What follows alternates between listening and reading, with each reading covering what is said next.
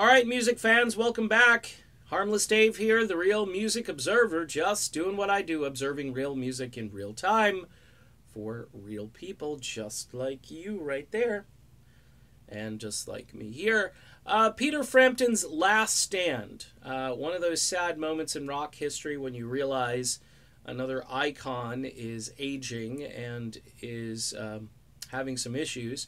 Frampton has this very rare muscular disease which will take its toll on his muscles and prevent him from being one of the great guitar players he's been for decades. Peter Frampton, 68 years old, much like Eric Clapton, who's having issues playing, but Clapton is a few years older. Frampton made this announcement on the CBS Sunday morning program, which apparently is the go-to program for aging rock stars who want to make big announcements. Lindsey Buckingham recently went on that show. Frampton basically wants to go out on a high note, though. From all appearances here, he's still able to play and play well, and I'm thinking he's going to do one more big bang-up tour here. So if you want to see Peter Frampton live, I would get your tickets.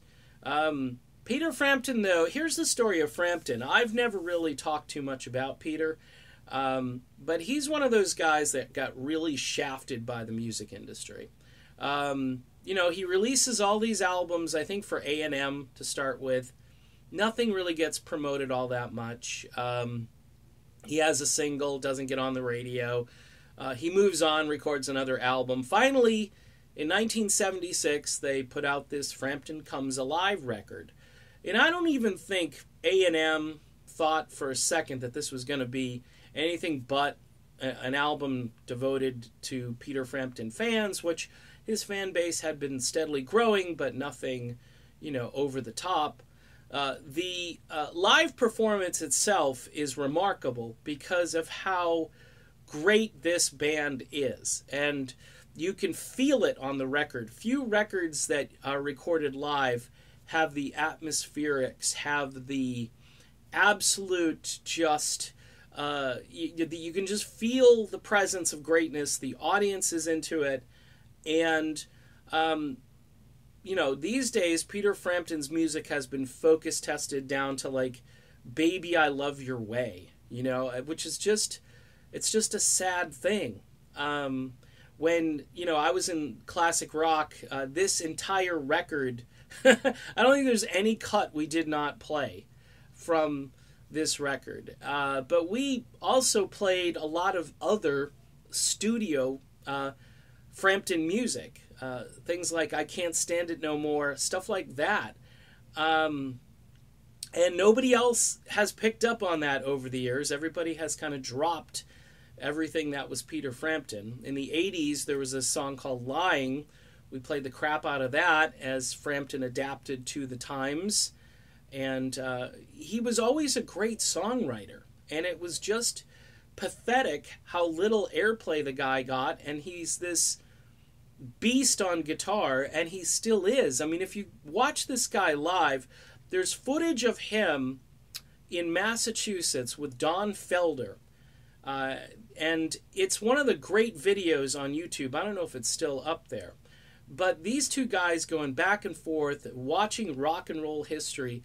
I'm sure the guy who filmed the footage didn't think all that much about it, like, oh, I'll throw it up on YouTube.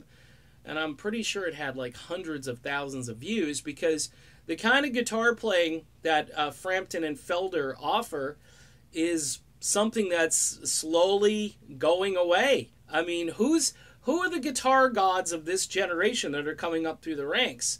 I don't know of too many. I mean, John Mayer, I mean, he's good, but he's not Peter Frampton. I mean, there are people that are out there that are good, but when you think of who these people are and what they accomplished, and, you know, how they, you know, went to the school of hard knocks for years, the record industry never really came to Peter Frampton's aid. I mean, he put out records and they were put out there and then ignored, you know, or the promotions were very weak. So Go see Peter Frampton if you have an opportunity. I mean, this guy is rock and roll history.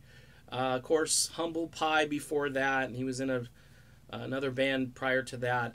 He is one of those iconic players that brings his own style. He's got his own signature, and he's a wild man, or used to be kind of a wild man on stage, and I know he still wants to go out strong and have all that energy and excitement, and I think he will. I think this is Peter Frampton's last stand, and I think it will be a good one. And let's just hope and pray that the guy can still play for longer than the doctors say. I know he's actually going to be on an experimental trial, which means he's going to get some drugs, hopefully, that will slow down his degeneration there. And who knows? Maybe Peter Frampton will stay alive in the guitar world for much, much longer. All right, done with this video. Be back soon. See ya.